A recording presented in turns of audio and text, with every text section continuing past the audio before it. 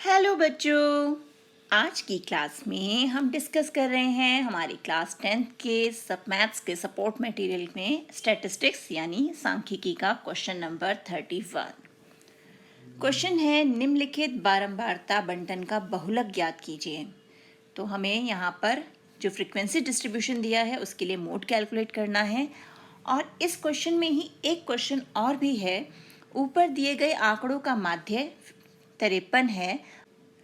अनुभवजन्य संबंध द्वारा माध्यक का अनुमान लगाओ। यानी मीन हमें यहाँ पर दिया हुआ है और फिर हमें जो हमारा एम्पिरिकल फॉर्मूला है ना उसे यूज़ करके मीडियन भी कैलकुलेट करना है। तो सबसे पहले पहला काम करते हैं, जो हमें बहुलक मोड कैलकुलेट करना है उसे कैलकुलेट करते हैं। तो फर्स्ट स्टेप हमें क्या करना है, डाटा को कॉलम्स में अरेंज करना है। तो अब हम हमारे डाटा को कॉलम्स में ले आते हैं। तो हमें यहाँ पर क्लास इंटरवल्स दिए हुए हैं 0 to 20, 20 to 40, 40 to 60, 60 to 80 and 80 to 100। ये हो गए क्लास इंटरवल्स। उसके बाद नंबर ऑफ स्टूडेंट्स यानी जो विद्यार्थियों की संख्या है वो हो गई हमारी फ्रीक्वेंसी। जो फ्रीक्वेंसी है that is number of students, और हिंदी में हम लिखेंगे विद्यार्थियों की संख्या। तो वो हमें दिया हुआ है 15, 18, 21, 29 और ये 17।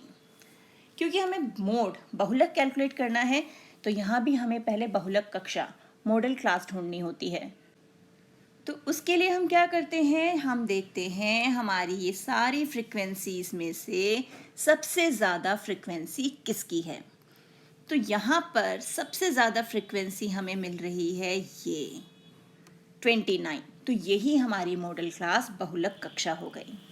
अब हम अपना मोड का फॉर्मूला, जो हमारा बहुलक का फॉर्मूला है, वो लिख लेते हैं, जिससे हमें पता चल जाए हमें कौन कौन सी वैल्यूज़ यहाँ पे ढूंढनी है।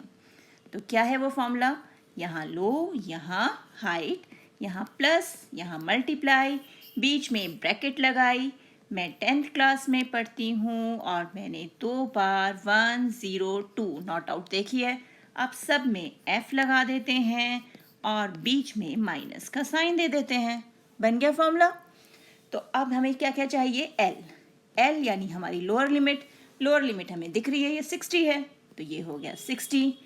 F1 यानी जो सबसे फ्रिक्वेंसी सबसे ज़्यादा है, जो फर्स्ट आया है। तो फर्स्ट कौन आया हमारा 21, ये हाईएस्ट है, तो ये हो गया 29। और F0 तो 1 से पहले ही 0 आएगा, यानी जस्ट इसके ऊपर F0, और 1 के बाद 2 होता है, यानी F1 के नीचे हमें F2 मिल जाएगा। तो बस सबसे पहले क्या ढूंढना है, हमें F1 ढूंढना है। तो अपने आप ही हमें उससे ऊपर F0 मिल जाएगा और उसके नीचे F2। तो F0 है हमारा 21, F2 है हमारा 17, और हमें चाहिए हाइट ऑफ द इंटरवल यानी इन दोनों के बीच का गैप, जो हमारी मॉडल क्लास है। तो वो हमें मिल गया 20। 80 - 60 इज 20। अब हम क्या करेंगे, फॉर्मूले में वैल्यू को पुट कर देते हैं। तो हमारे पास आ जाएगा L यानी 60 प्लस F1 है हमारा 29 माइनस F0 अपॉन में 2 into 29 minus F0 minus F2 into H यानी 20। अब इसे सॉल्व कर लें, ये हो गया 60 प्लस यहाँ पर हमें मिल गया 8, ये हो गया 58, और इन दोनों को हम ऐड करेंगे तो हमें मिल गया माइनस का 38 इंटू 20। अब आगे देखें तो ये हुआ 60 प्लस 8, इन्हें सॉल्व किया, नीचे मिला 20 और मल्टीप्लिकेशन में भी 20, दोनों कैंसिल हो गए। तो 60 प्लस 8 हमें मोड जो है, बहुलक जो है, हमें फाइनली मिल गया 68। तो पहला स्टेप तो सॉल्व हो गया कि हमने जो मोड है वो कैलकुलेट कर लिया। अब एम्पिरिकल फॉर्मूला यानी जो हमने इन तीनों के बीच में संबंध पढ़ा है उसे यूज़ करके हमें मीडियन भी कैलकुलेट करना है। तो वो फॉर्मूला क्या है, 3 माध्यक बराबर है 2 माध्य जमा 1 बहुलक। यही है ना हमारा फॉर्मूला, यानी 3 मीडियन जो है is equal to 2 mean plus 1 mode. तो अब हमारे पास मीन उन्होंने दे रखा है हमें 53, तो माध्य जब 53 है, मोड हमने निकाल लिया। अब इस फॉर्मूले में वो वैल्यूज़ पुट कर देंगे।